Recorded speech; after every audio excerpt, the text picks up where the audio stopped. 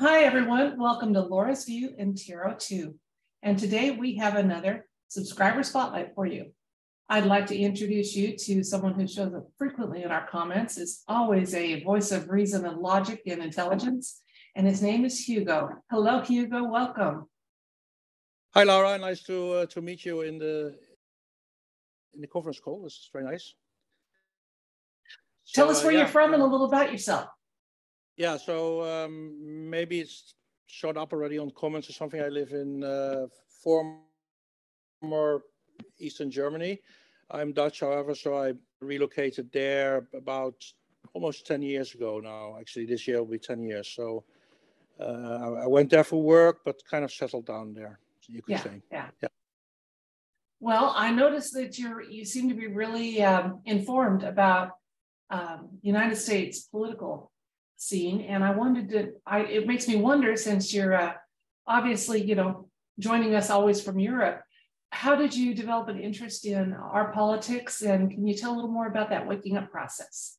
Yes, so the waking up process is probably a little bit a different story. But the first question first is like, first of all, the first time I lived in the US was when I was actually 3 years old. I lived 1.5 years there. My father was an expat, and moved back to Europe then. And what the reason? Oh, and by the way, I have family as well. So half of my mother's side, they emigrated a couple of generations ago. Got some family in Florida, got some family in Idaho. So that is obviously a reason, that you keep more contact with what's going on, right? But I think that the moment came with the elections of 2016. I got the feeling that we were in a world war, and I also had the feeling that the epicenter of that was actually the United States. So I thought, okay, I have to concentrate what is happening there. In the, let's say, in the time that Obama was president, I had the feeling that everything was under control for what we understand now as the deep states. Everything was running well for the deep states under Obama, you could say. And it was a relatively, on the surface, a quiet time, but underneath, you could have the feeling already that not all is well. But that came all out in the open with the election time in 2016. What was also very interesting, what I found, is that in the time of when Obama was president, the hotspot was Israel. In my opinion, the hotspot was Israel. And I had the feeling that they were trying to destroy Israel at that time. But that whole effort shifted towards the United States when, actually from the moment that Trump came down the escalator. And so I stuck with that. And I still think that, okay, Europe has its own, it's playing its own role. I think we're lagging way behind in Europe, both in terms of waking up, but also in terms of progress in let's say, draining the swamp. We're not so far, unfortunately, but it will come. So with respect to waking up, when I was small, I had some critical thoughts actually coming back now. I sent you also in emails that.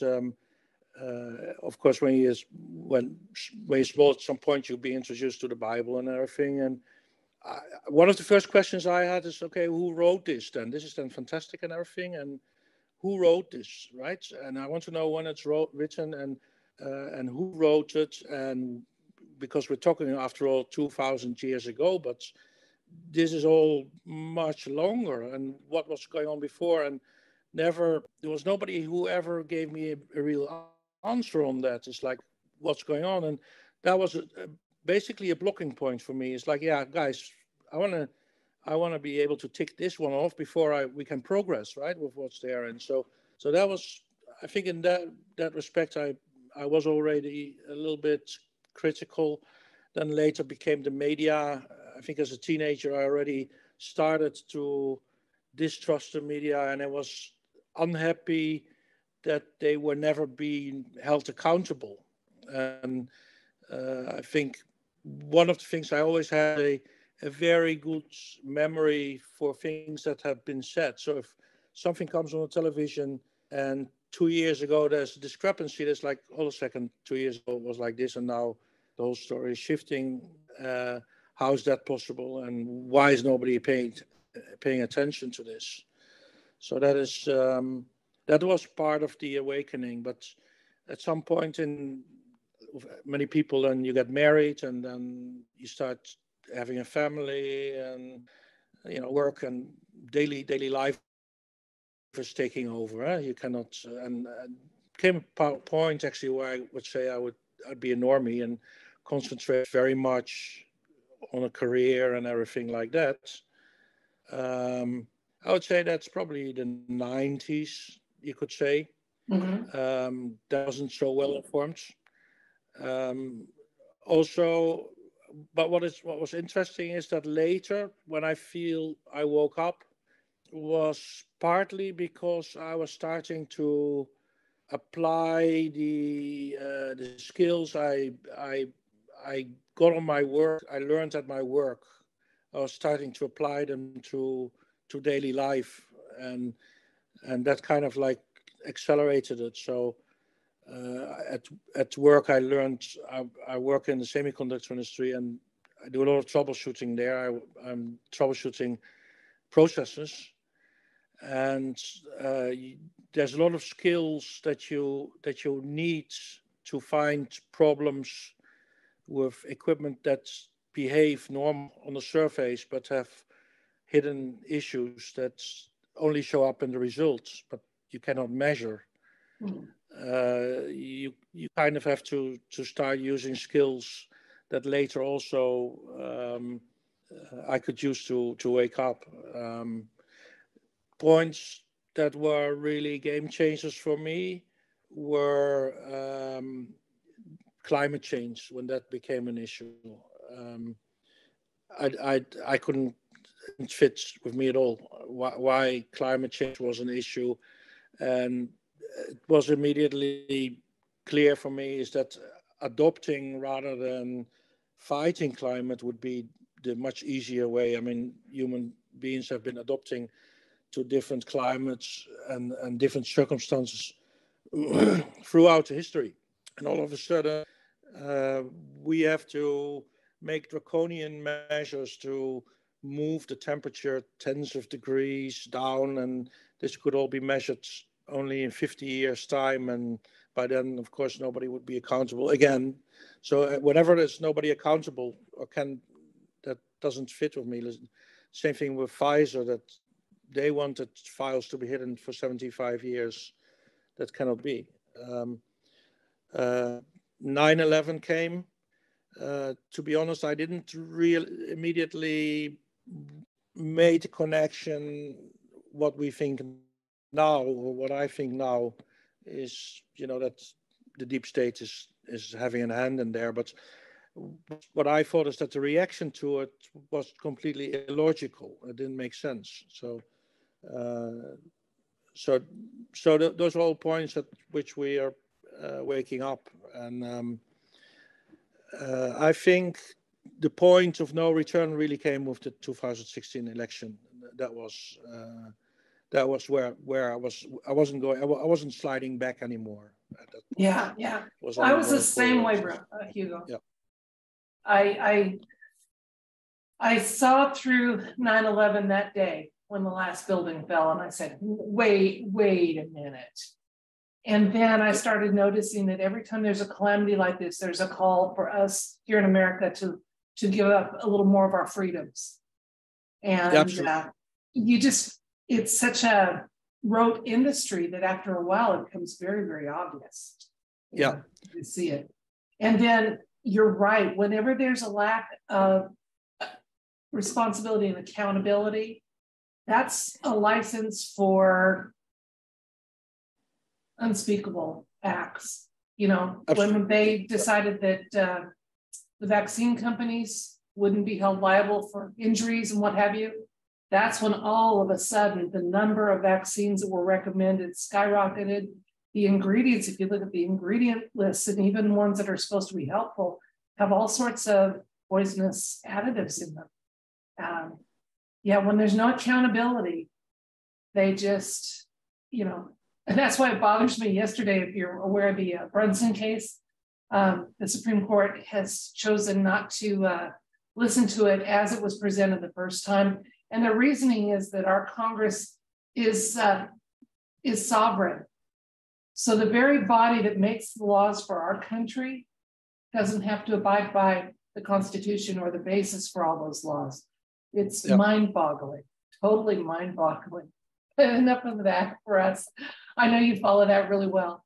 So I was wondering though, in this time when people are learning and growing, have you been learning and growing in any ways or areas that you never would have dreamed of when you were younger?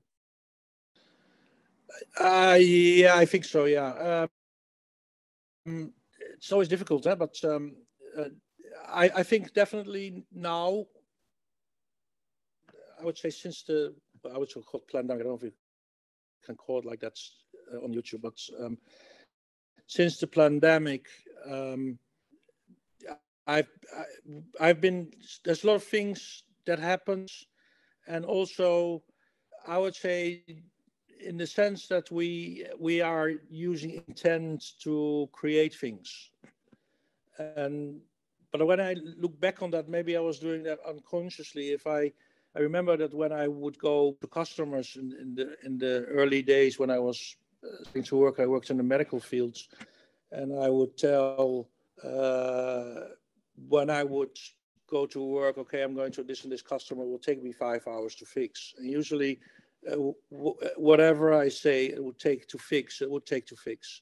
Now I don't know, and I always thought, okay, well, I'm just very good at understanding the problem and kind of like figure out in the beginning, like how long will it fix. But on the other hand, what I also noticed, I was at a customer, and I was in the middle of the pandemic, and I was really worried about a certain aspect of this work that I had to do, and that became really a big stumbling block. So I think that what you could say now, that it is really possible that we create these circumstances ourselves.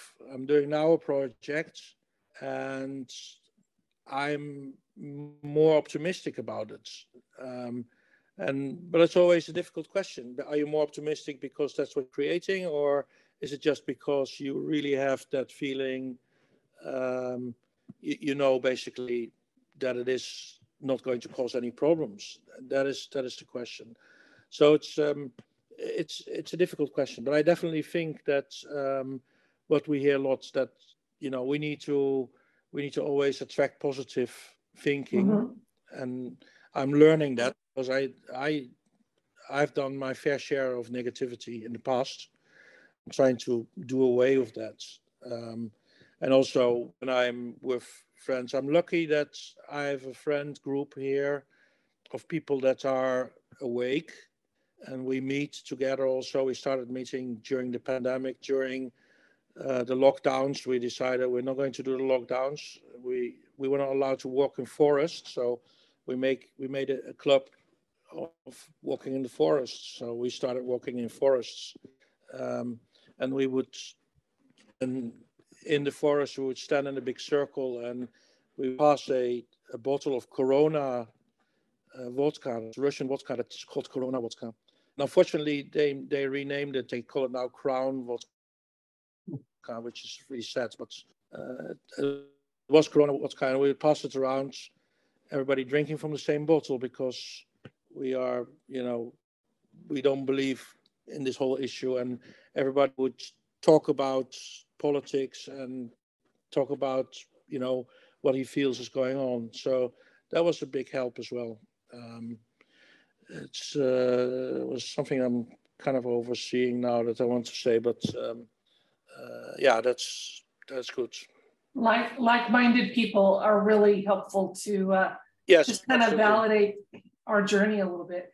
I always find it interesting that they can measure if you fake laugh, if you smile, even though you're not feeling happy, it will make you produce the chemical substances that are done with true happiness. So yes, that's why, yeah, if that can be scientifically measured, why can't positive thought also have an effect on getting a positive outcome? I think there's definitely a correlation. And I think there's energy that didn't want us to know the power of our manifesting energy. I really do. I think that's yes. why we were dumbed down and programmed to dismiss, intuitive abilities as, well, they can't be measured, so that's hogwash.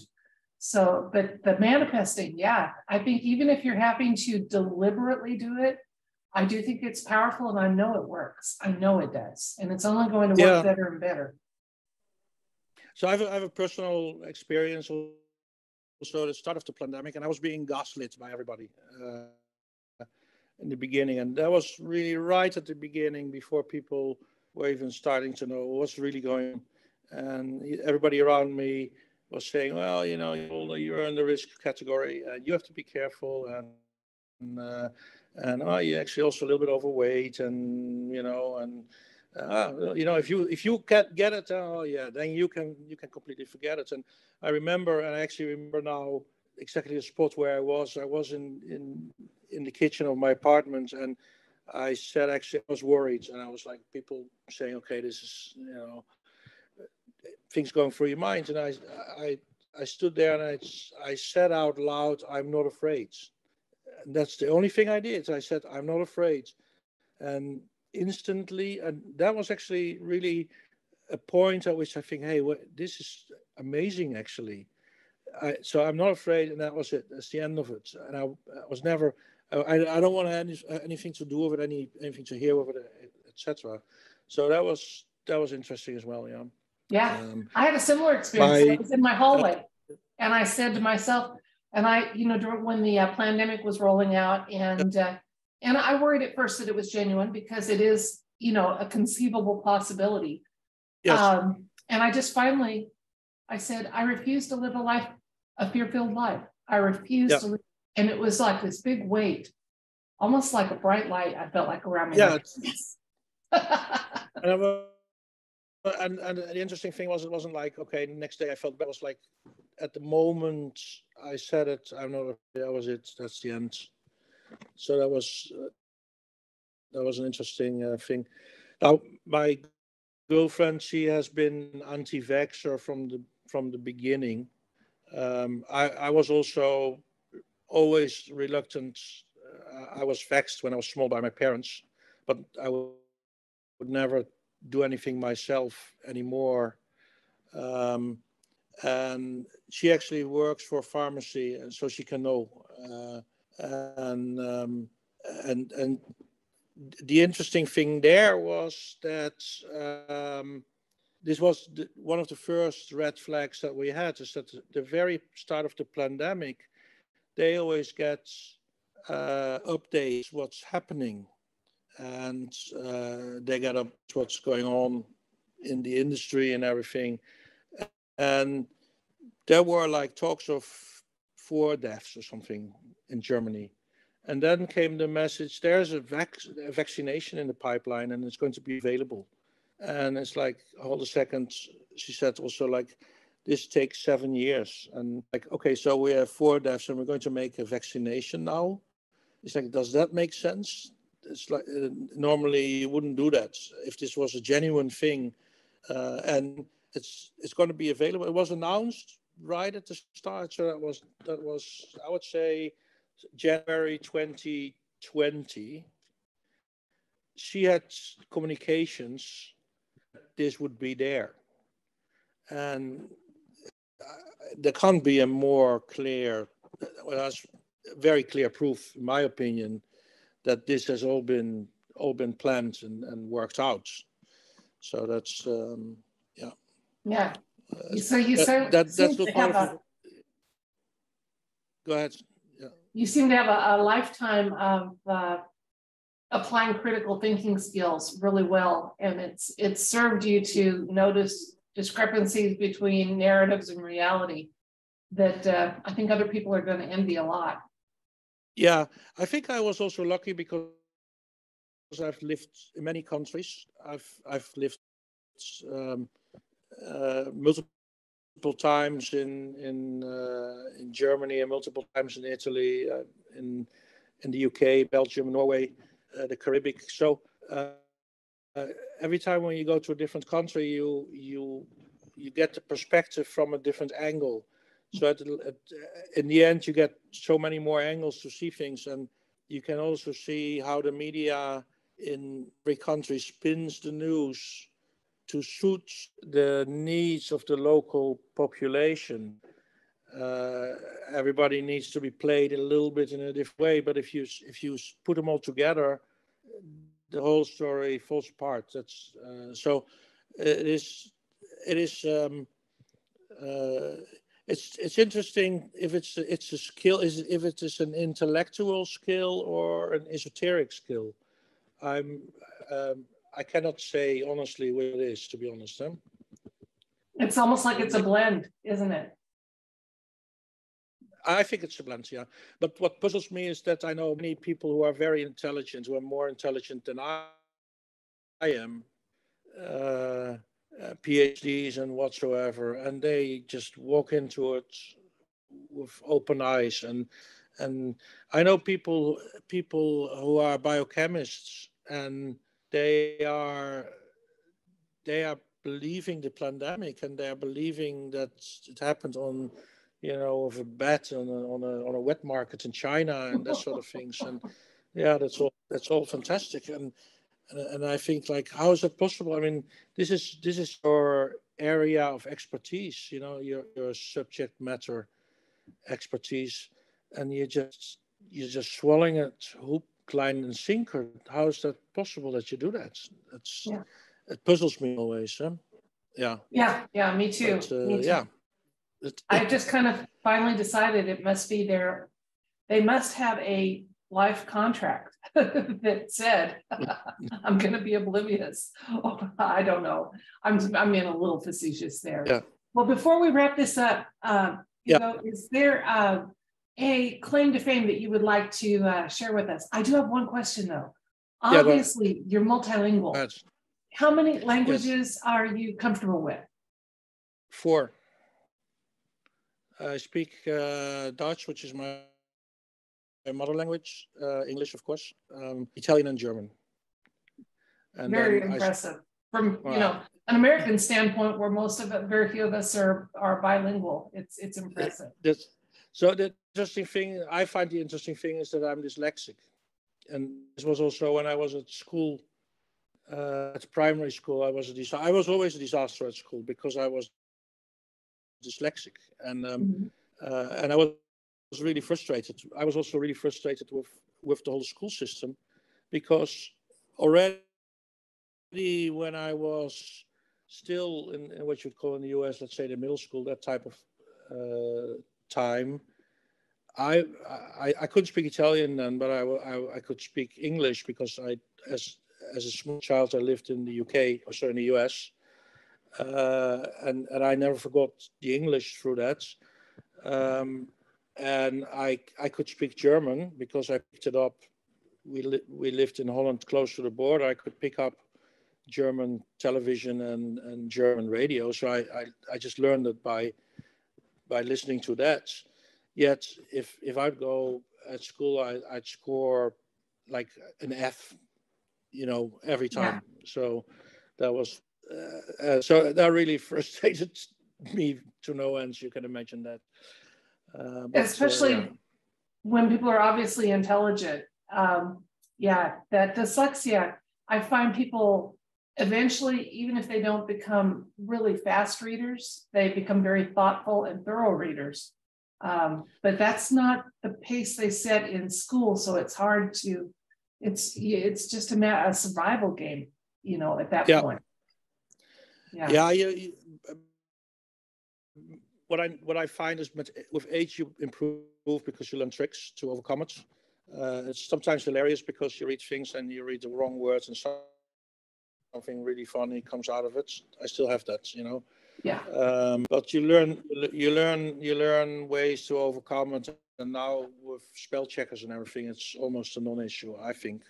Yeah. But definitely, if I write something, I would really benefit from a spell checker.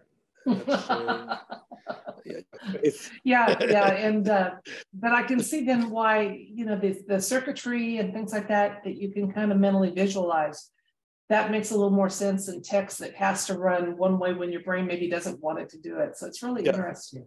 Yeah, absolutely. Well, I'm going to say that that's it for this episode of our viewer spotlight. And thank you, Hugo, for joining us. I do appreciate it. I love knowing that people all over the planet are you know, open to tarot and a little bit of Laura's view as well. So thank you so much. Yeah, I'm very happy that I found your channel, and it's really great. I really enjoy every time when you come on, and I'm always impressed how you dig up new events and interesting websites. I've got a very curious mindset, so it pays off. Yeah. So yeah, thank you for the initiative and also for having. You're welcome. That was really Until nice. Next time, everyone. Love and light. Bye bye.